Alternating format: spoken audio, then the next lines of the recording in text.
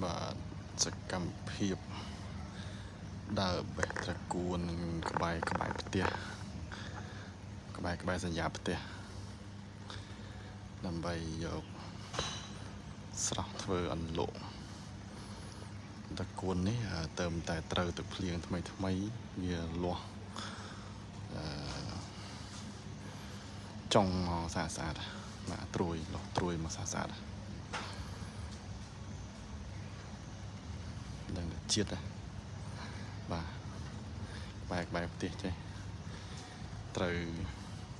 ទឹកនោមក្មេងៗខ្លះឲ្យទៅឆ្ងាញ់អត់ទោះហើយបងប្អូនអើយផ្ទះស្រុកកំណើតផ្ទះអ្នកម្ដាយអញ្ចឹងថ្ងៃហ្នឹងមកញ៉ាំបាយជុំគ្នាមួយ